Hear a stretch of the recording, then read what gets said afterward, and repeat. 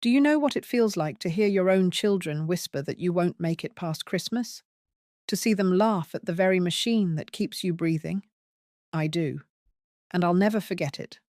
My name is Frances Whitlow. I'm 72 years old, and this is my story. Before I begin, I'd like to know, where are you watching from?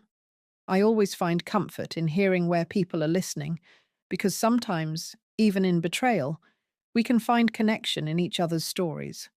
Now, let me take you back to that Christmas. The dining room was dressed for the holiday the way it always had been: candles glowing, ham roasting in the oven, cranberry sauce in crystal bowls that had been in my family for generations.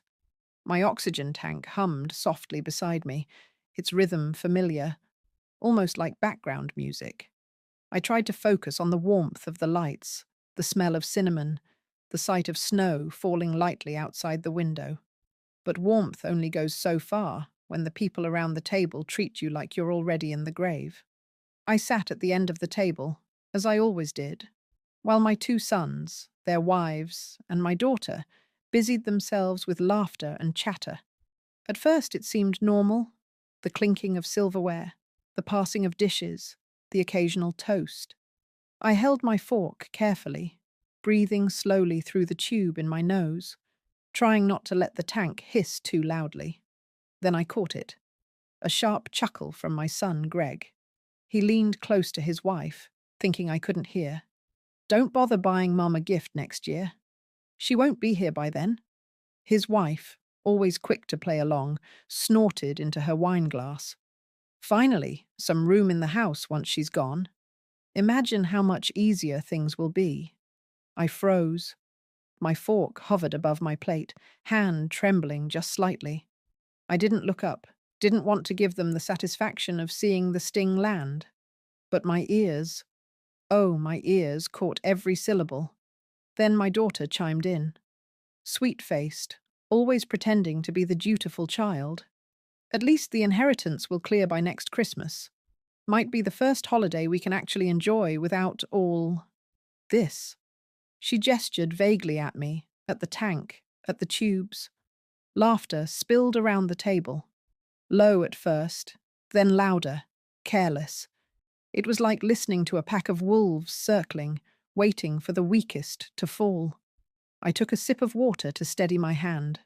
My granddaughter, Emily, my one bright star, sat 2 chairs down. Her eyes widened, her lips parted, and she whispered sharply, "Stop it. She can hear you." But Greg only waved her off. "She hears what she wants. Doesn't matter anyway." I turned my gaze down at the carved ham, its glaze shining under the chandelier. I thought of all the Christmases past, the years when I stayed up until dawn wrapping gifts, the times I worked double shifts to make sure they never went without. Flashback. I saw myself, years ago, achy, widow at 45, standing in a cold kitchen with unpaid bills stacked high, telling myself I'd find a way. I always did. I packed lunches, paid tuition, patched clothes, and smiled through my own exhaustion. All for them. And this was what I earned in return: laughter at my oxygen tank, mockery of my lifespan. My chest tightened, not from illness, but from something sharper: betrayal. I looked at Emily then. Her small hand squeezed mine under the table. Her eyes, full of silent fire, said what no one else dared to say. "You matter." That was enough to stop me from crumbling in that moment. I raised my chin, forcing my breath to steady, and I let their cruel words slide over me as though they hadn't cut deep. Inside, though, something shifted. That night, as I sat alone in my room with the soft wheeze of the oxygen tank filling the silence, I replayed their voices, their laughter, the casual cruelty, and for the first time in years, I didn't feel weak. I felt resolved. If they thought I was a burden, if they thought my days were numbered, if they thought they could laugh at the woman who gave them everything, then they were about to learn what it meant to underestimate Frances Whitlow. I whispered into the quiet, "If they think I'm done, they're about to learn otherwise." And with that, the first spark of a plan began to burn inside me. The days after Christmas carried a silence that clung to me like frost on windows. The laughter of my children still echoed in my head, sharper than the hiss of my oxygen tank. Every time the machine exhaled beside me, I remembered their smirks, their words. "She won't be here by next year." It would have been easy, too easy, to let their voices sink me into despair, to shrink further into the chair where I spent most of my afternoons, staring at the television but seeing nothing. But grief and humiliation can do strange things to a woman. They can make her crumble, or they can sharpen her. For me, that night, it sharpened. I woke the next morning with the familiar tightness in my chest. The routine was always the same: attach the tube, check the tank, make sure the flow was steady, and shuffle toward the kitchen for tea. It should have been a moment of fragility, but that morning, as I looked at myself in the mirror above the sink, I saw something different. My hair, silver and thin, was pulled back into a bun, my face lined with years of sacrifice. But my eyes, oh, they were alive again. There was steel in them, a glint I hadn't seen in years. I whispered to my reflection, "You're not done." Not yet. Still, my body reminded me of its limits. Every step across the kitchen floor carried weight. Every breath needed help. And yet, I remembered something my late husband, Walter, once told me before the sickness took him. He had taken my hand one quiet evening after a hard day's work, his voice low but steady. "Francis, promise me this. Never let them treat you like you're less than the mother who built their lives.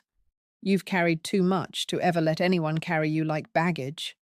Those words had comforted me back then, in the early days of widowhood, when the bills were stacked high and the house was full of hungry mouths.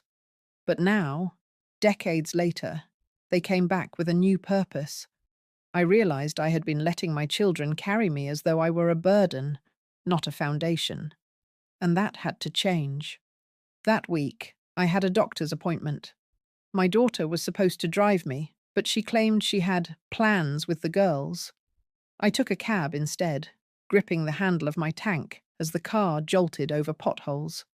The waiting room smelled faintly of antiseptic and old magazines. When my name was called, I shuffled in, bracing myself for more bad news. But Dr. Miller surprised me. He looked at my charts, listened to my breathing, and said, "You're stable, Francis. Your condition isn't worsening. You may be limited, yes, but you've still got years ahead if you take care of yourself." Years. Not months. Not weeks. Years. My heart swelled.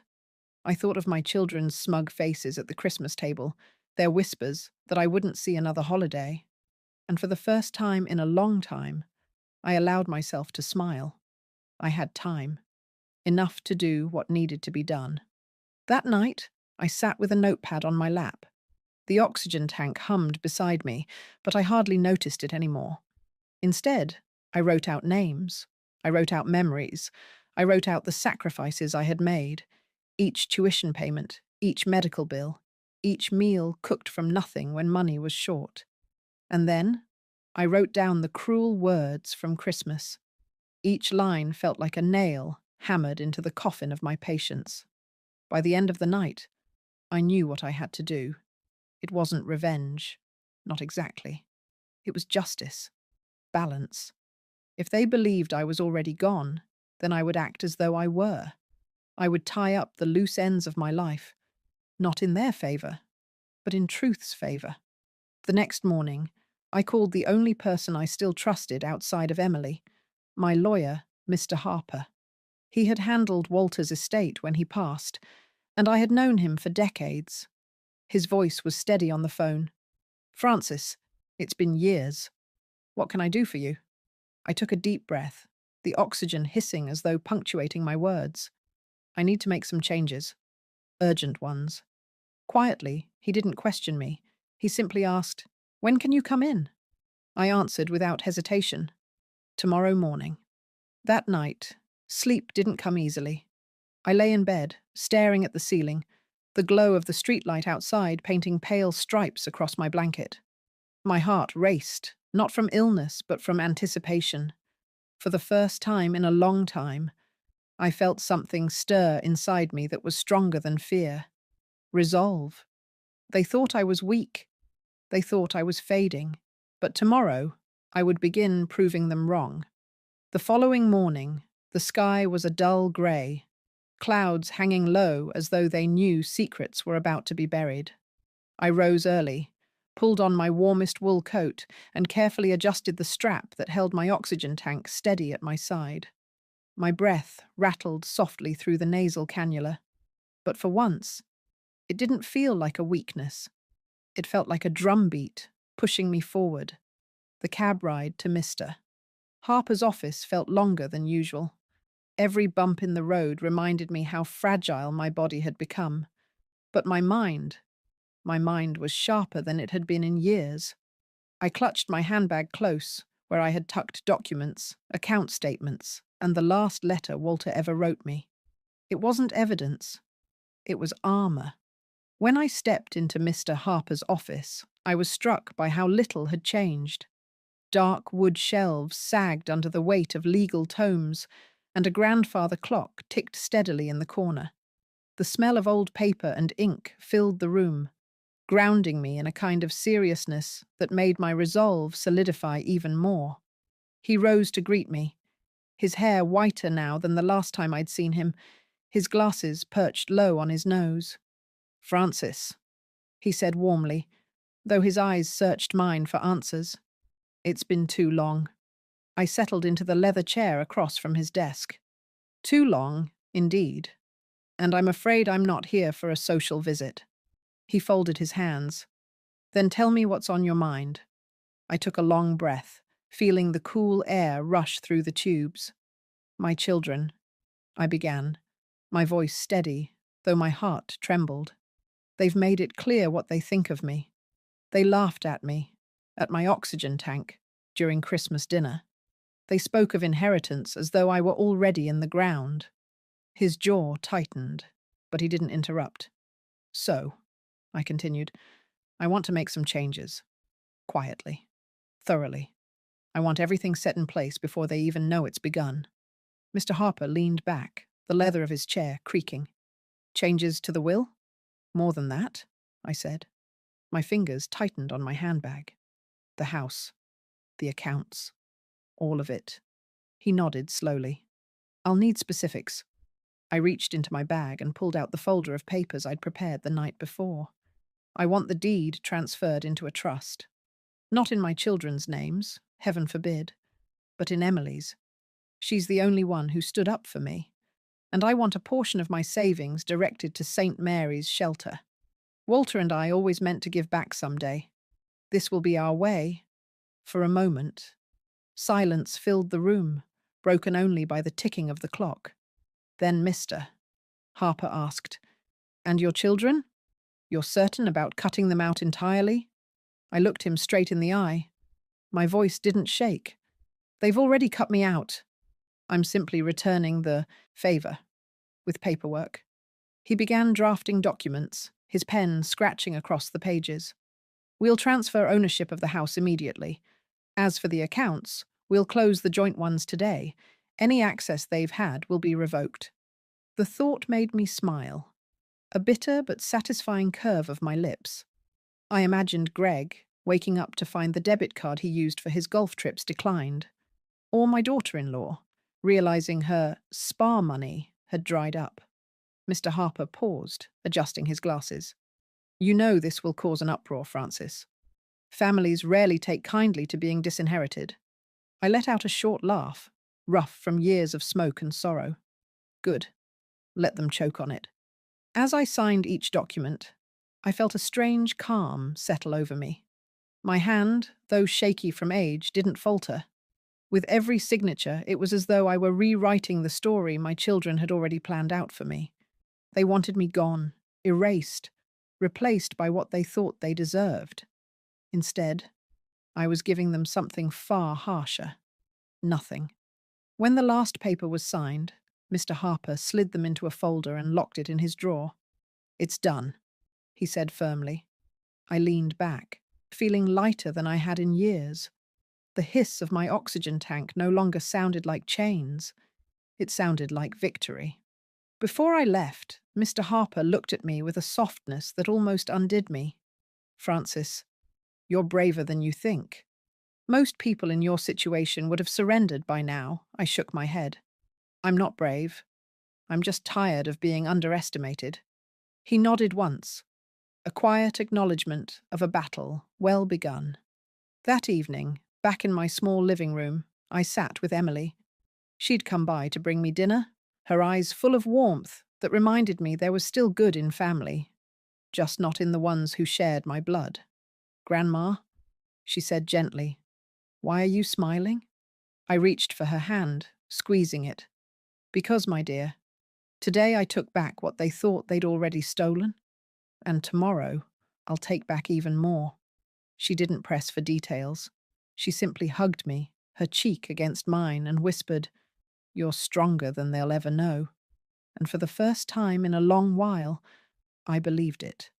After the documents were signed and the accounts closed, I knew I couldn't stay in that house much longer. Every room held echoes of my sacrifices.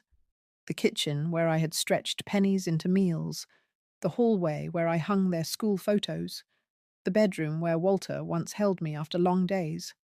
And now, those same children I raised saw it all as a waiting prize. If I stayed, they'd circle me like vultures. So I decided I would vanish. The first step was subtle. I began packing in silence. Not the dramatic kind of packing with suitcases clattering downstairs. No, this was the kind of packing only a woman who had lived through decades of endurance could do. A little each night. A few clothes, some photo albums, Walter's old watch. Essentials only. I didn't need much. I wasn't running toward luxury, just peace. I kept the oxygen tank strapped by my side as I worked, its hiss reminding me of time slipping by. And each time I folded another sweater into the bag, I whispered to myself, "They won't have the satisfaction of watching me wither." By the end of the week, I had called a moving service. Quiet, discreet. A young man with kind eyes came by one afternoon when my children were too busy to visit, and within 2 hours, the few things I needed were loaded into a small truck. He didn't ask questions when I gave him the address of a coastal town 2 hours away. I left the curtains drawn, the doors locked. Then I unplugged the house phone, turned off my cell, and slid them both into a drawer. My world was mine again. Emily came the night before I left. She had been my confidant through it all, even if I hadn't told her every detail. She walked into the kitchen, her hair falling over her face, her eyes heavy with concern. "Grandma," she said softly, "are you sure about this?" I looked at her, my heart aching with both love and sorrow. "I'm not sure of much anymore, child, but I am sure of this. Staying here will kill me faster than any illness. I need peace, and I need them to learn what it feels like to live without me." She hugged me then, tight enough that I felt the strength of her youth in contrast to my frailty. "I'll come visit, no matter where you are," I smiled, brushing her cheek with trembling fingers. "That's all I need. Just one person who remembers who I am, not what I leave behind." When I finally stepped out the door that night, the air was sharp, biting against my lungs. The street was quiet, blanketed in winter's silence. I looked back once at the house, the place I had fought so hard to keep, the place that had nearly broken me. And then I turned away. The ride to the coast was quiet. The driver didn't make small talk, and I was grateful. I leaned against the window, watching the highway lights streak by, feeling like I was shedding years with each mile. By the time we reached the town, dawn was breaking. Seagulls wheeled above the shoreline, their cries sharp against the waves. I inhaled the salt air, and for the first time in months, I felt like I could truly breathe. I rented a modest cottage, white paint peeling a little, shutters hanging crooked. but it had a view of the ocean that took my breath away. The landlord, an older woman with a voice like gravel, asked no questions. She simply handed me the keys. That first night, I sat on the porch wrapped in a blanket, watching the sea roll in and out. The hiss of my oxygen tank blended with the rhythm of the tide, and for once, it didn't feel like a weakness. It felt like a heartbeat. Meanwhile, back home, the storm had begun. Greg tried to withdraw money for a golf trip and found the account closed. My daughter-in-law tried to pay for a spa day and nearly caused a scene when her card was declined. My daughter, ever the planner, logged into what she thought was our joint account, only to find an empty balance. Panic rippled through them. They called each other, voices sharp and accusing. "Did you take it? Don't look at me. Where's Mom? She's not answering her phone." They drove to my house, pounding on the locked door. No answer. Curtains drawn. Silence. Emily told me later how furious they became, circling each other like jackals, blaming one another for whatever Mom was up to. She stayed quiet, protecting my secret. In my little cottage, I lit a candle and smiled. For the first time in years, I was invisible to them. And yet, I had never felt more alive. I wasn't gone, not yet.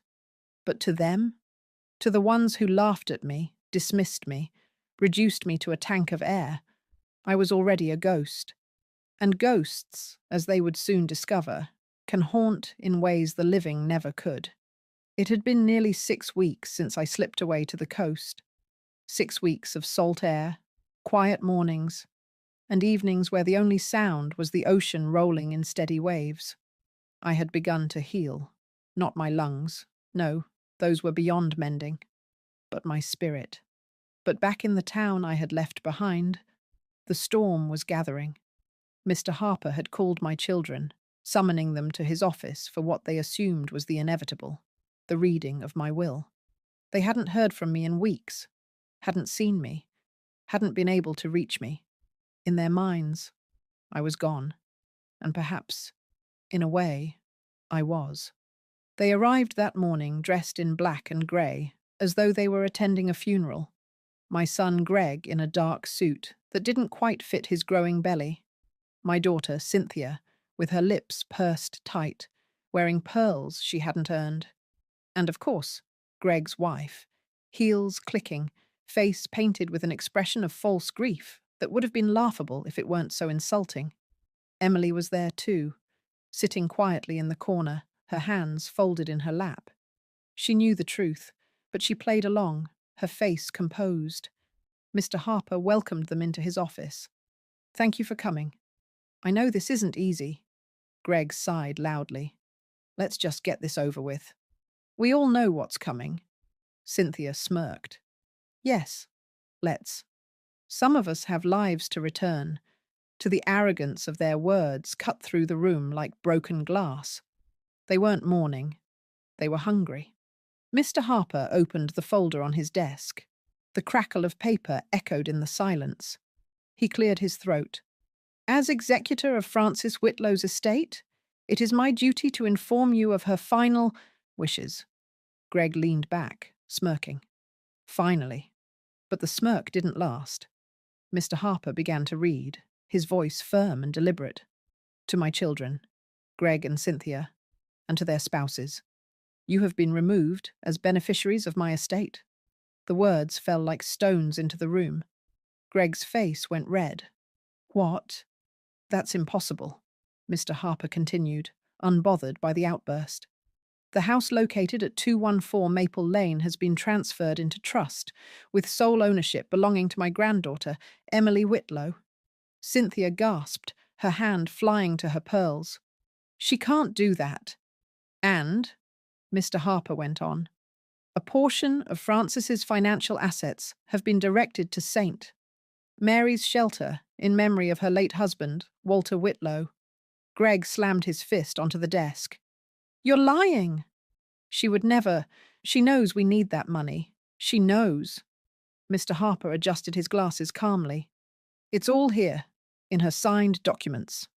Legal and binding, witnessed, notarized, airtight.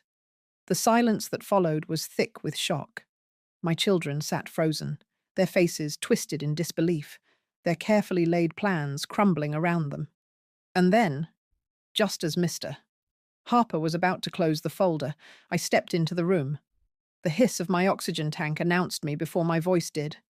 They turned, one by one, their eyes wide. Greg's mouth fell open. Cynthia's face drained of colour. I stood there, frail but upright, with Emily by my side. "Surprised?" I asked, my voice calm, steady. Greg stammered. "Mum? You're alive?" I nodded. "Alive. More alive than you expected, certainly." Their eyes darted back to Mr. Harper, as though hoping he would undo what they had just heard. But he only folded his hands and leaned back, silent witness to the storm that was about to break.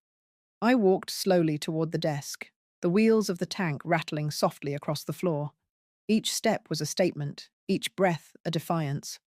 "You laughed at me," I said, my gaze sweeping across their stunned faces. "You mocked the machine that keeps me breathing. You counted the days until you could bury me and collect what you thought was owed to you." Cynthia's lip trembled. We didn't mean it, Mother." I held up my hand, silencing her. "You did mean it, and you forgot that I was listening. I heard every cruel word at that Christmas table. I saw the greed in your eyes. I gave you my life, my work, my years, and you gave me nothing but contempt." Greg leaned forward, his voice rising. "This isn't fair. We're your children." "Children?" I let the word hang in the air, bitter and sharp. "Children don't laugh at their mother's failing lungs. Children don't circle like wolves, waiting for their mother to die. Number. You may have been my children once, but you chose greed over love. And now, you'll reap the consequences." Emily squeezed my hand, her eyes brimming with tears, not of sadness, but of pride. Mr. Harper spoke then, his tone final. "Everything Mrs. Whitlow has done is within her rights. This is her decision, and it stands." The room was silent, except for the sound of my breathing, steady and defiant. I turned to leave, my voice carrying one last truth. I may need oxygen to breathe, but I don't need betrayal to live.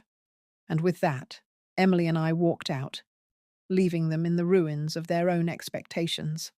The air outside Mr. Harper's office was cool, crisp, and almost sweet.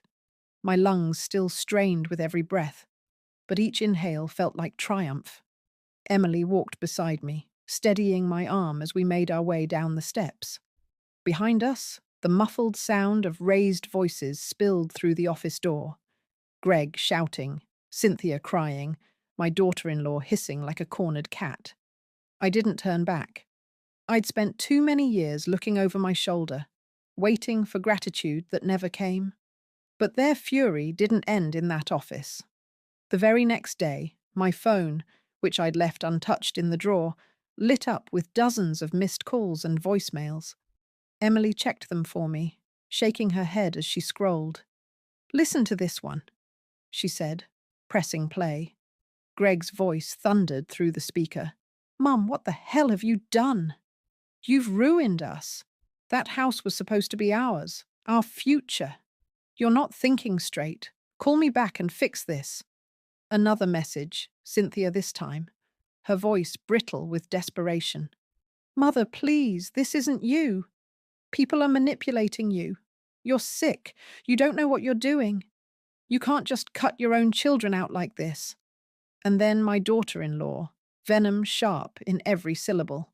"You selfish old woman. After everything we've done for you, this is how you repay us? You won't last the year anyway. And when you're gone, Emily will regret siding with you." Emily's jaw tightened as she deleted the message. "You don't need to hear this, Grandma." But I smiled faintly. "Oh, I do. Every word proves I made the right choice." The days that followed were filled with their attempts to claw back what they believed was theirs. Letters arrived from attorneys, thinly veiled threats that Mr. Harper brushed aside with ease. "They don't have a leg to stand on," he assured me. "The documents are airtight. Let them waste their money on lawyers. It'll only remind them of what they lost. Greg even showed up at the cottage once. Emily was with me, and when we saw his car pull up, her face went pale. 'Stay inside,' she whispered, but I shook my head. I opened the door before he could knock. He stood there, face red, suit rumpled, looking less like the successful man he pretended to be, and more like a desperate child. "Mum," he said, trying to soften his voice. "Let's talk. We can work this out. Just transfer the house back. You know I can take care of it. You can stay with us. We'll make it comfortable for you." His words dripped with false kindness. I stared at him, my hand steady on the oxygen tank. Comfortable?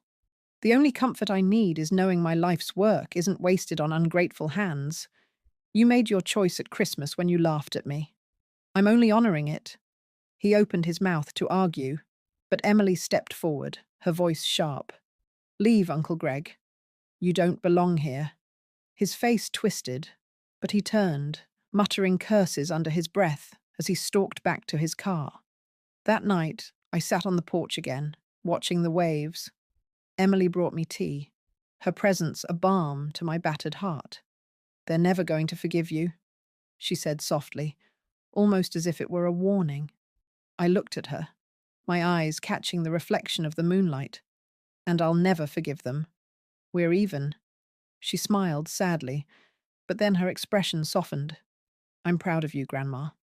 You showed them they can't break you." Her words wrapped around me like a blanket. Weeks passed, and slowly the noise quieted.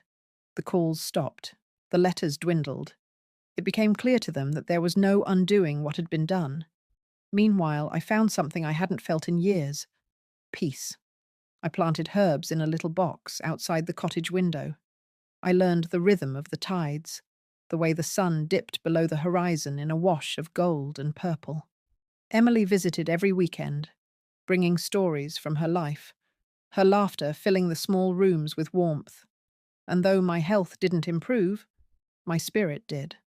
One evening, as we sat together watching the sea, Emily asked, "Do you regret it? Any of it?" I shook my head slowly. "Not for a moment. They thought I wouldn't last until Christmas. They were right, in a way, because the woman they laughed at is gone. What's left is someone they can't use, can't mock, and can't control." The oxygen tank hissed softly beside me, steady as the tide. I looked out over the waves, my voice low but certain. "And when the end does come, I'll know I left this world on my terms, not theirs." Emily leaned her head on my shoulder, and together we watched the night settle in. For the first time in years, I wasn't afraid. The sea has a way of teaching lessons. It never stops moving, never waits for anyone. It erases footprints in the sand as if to say, "You cannot linger in the past forever." That's what I've been learning here, in this little cottage by the coast. Life moves forward, even when people try to chain you to their greed. It's been months since the day at Mr. Harper's office. My children haven't spoken to me since. No visits, no apologies, no sudden change of heart, and I've stopped hoping for any. At first, that silence stung. I'd lie awake at night, oxygen hissing, and wonder, did I go too far? Could I have been gentler? But each time I replayed their laughter at the Christmas table, their mocking voices, I knew the answer. They didn't lose my house. They didn't lose my money. They lost me. And truth be told, they never wanted me. They wanted what I carried. Emily visits often, her laughter filling the cottage like sunlight. She brings fresh bread from the bakery, sits with me by the window, and tells me about her dreams. Real dreams, the kind not tied to greed. She once asked, "Do you miss them, Grandma?"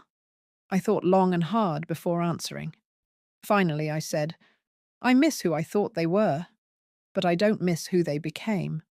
She nodded, her young eyes understanding more than I expected. I still use the oxygen tank every day. They thought it was a symbol of weakness, something to mock. But I've come to see it differently. It's a reminder that I'm still here. Every hiss of air is defiance. Every breath is a quiet victory. They said I wouldn't last until Christmas. Yet here I am, watching the gulls wheel above the waves as another spring approaches. I'm not gone. I'm just gone from them. Do I forgive them? Number. Forgiveness is a gift, and they never earned it. What I have is closure. Closure means I no longer wait for their calls. Closure means I can sip my tea in peace, knowing they can't touch a single part of me anymore. Closure means that when I close my eyes at night, I sleep without fear of what will happen to my home, my money, or my dignity. Closure is enough. So to you watching this, maybe you've been laughed at, maybe you've been underestimated, maybe your family or friends have treated you like you don't matter. Let me tell you, you do. You always have.